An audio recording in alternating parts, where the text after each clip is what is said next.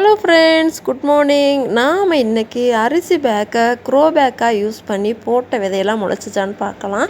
இது பாலக்கீரை விதை.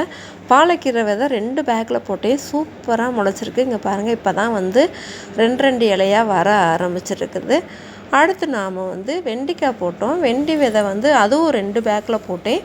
2 பேக்லேயுமே நல்லா 2 இலையாக விட்டுருக்கு. பார்க்குறது இப்போதைக்கு நிறைய புல்லெல்லாம் அதில் வந்திருக்கு.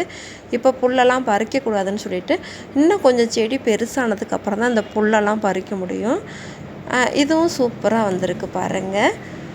செலவே இல்லாமல் அரிசி பேக்கு, சிமெண்ட் பேக்கெலாம் வச்சு ஈஸியாக நம்ம வீட்டிலையே க்ரோ பேக் மாதிரி யூஸ் பண்ணி நம்ம செடியெல்லாம் நட்டுக்கலாம். அதுக்கப்புறம் இதில் கொத்தரங்காய் விதை இன்னும் ஒரு 3 பேக்கில் நான் கொத்தரங்காவை போட்டிருந்தேன். அதுவுமே இப்போ தான் வர ஆரம்பிச்சிருக்கு. கொத்தரங்காய் இன்னும் அந்தளவுக்கு வரல. 1-2 விதை தான் வந்திருக்கு. ஒருவேளை விதை சரியில்லையோ என்னவோ தெரியல. அதுக்கப்புறம் இங்கிட்டு நாட்டு புடலங்காய். இது நல்லா பாம்பு மாதிரி பெருசாக காய்க்கக்கூடிய புடலங்காய். இந்த விதையும் கிடச்சிச்சு, அதையும் நட்டு வச்சுருக்கேன். இதுக்கு தனியாக பந்தெல்லாம் போடலை.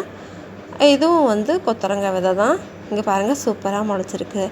அதுக்கப்புறம் நான் இங்கிட்டு இந்த செடி பசலை நட்டு வச்சுருக்கோம். அது 2 பேக்கில் போட்டு வச்சுருக்கேன். செடி பசலை நல்லாவே வந்திருக்கு.